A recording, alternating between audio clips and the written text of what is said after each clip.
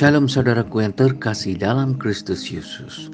Semoga rahmat dan kasih Allah melalui Yesus Kristus selalu menyertai kita semua.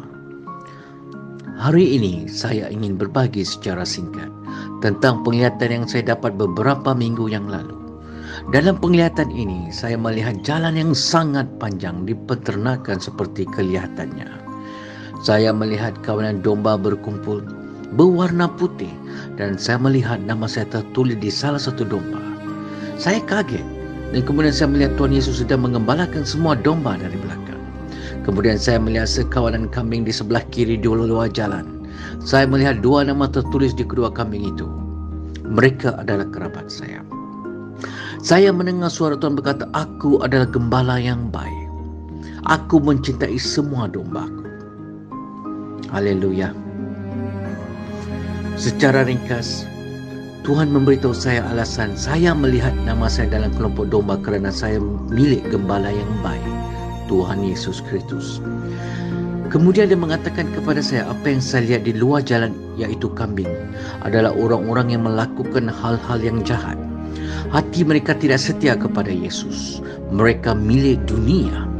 Saya mendengar suara mengatakan, "Lupakan mereka yang tidak mau bertobat dari dosa-dosa mereka." Dan Tuhan berkata, "Aku datang segera." Saya melakukan penelitian ataupun riset tentang hal ini dan saya menemukan biasanya domba mengikuti suara gembala mereka. Domba bergantung pada gembala mereka untuk memimpin mereka, memberi mereka makan dan melindungi mereka.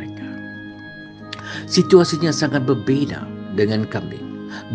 Kambing itu keras kepala, terlalu mandiri, percaya pada kekuatannya sendiri dapat mencapai tujuannya, tidak mengikuti siapapun. Mereka hanya melakukan hal mereka sendiri. Terkadang gembala mencampurkan keduanya, tetapi kemudian gembala akan memisahkan keduanya.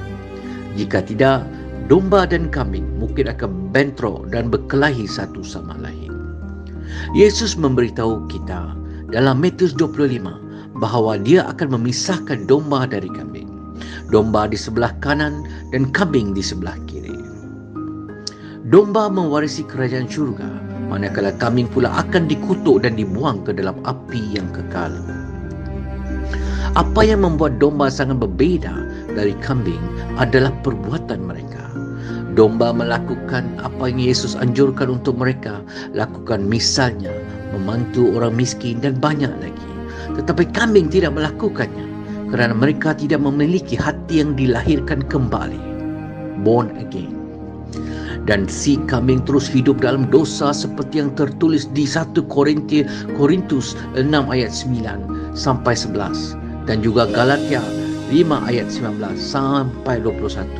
Efesus 5 ayat 5 sampai 6. 2 Timotius 3 ayat 1 sampai 5. Paulus memperingatkan dalam 2 Timotius 3 ayat 1 hingga 5 di akhir hayat dengan perintah, "Ketahui ini dan hindari mereka." Saudaraku yang terkasih dalam Kristus, ini menunjukkan bahawa jika kita adalah domba Tuhan yang sejati, kita harus menjauhi kambing. Jauhi orang-orang yang tidak mau bertobat dari dosa-dosanya. Jauhi laki-laki atau perempuan yang berbicara atau bertindak seperti kambing, seperti orang yang berpikiran duniawi, tidak mau mengikuti ajaran Kristus dan menentang Kristus. Anak muda atau pelajar, jangan jadikan mereka sahabatmu. Kalau bisa, jangan dekat-dekat dengan mereka. Untuk keluarga pula, berhenti bergaul dengan ahli keluarga lain yang karakter kambing. Mengapa? Kerana kita harus sangat berhati-hati di hari-hari terakhir ini. Kesihatan rohani kita bergantung padanya untuk melindungi pola pemikiran anak-anak kita.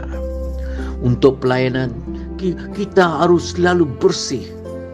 Tidak bisa dikotori oleh orang-orang yang berpikiran duniawi. Apabila kita melihat dengan hubungan kita dengan Kristus, itu adalah suatu keharusan.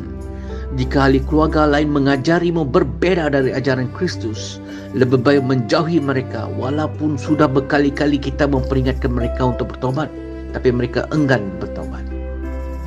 Apabila kita melihat pula hal di gereja, hati-hati juga domba yang berada di gereja. Kerana di mana masih banyak yang berbicara bertindak seperti kambing.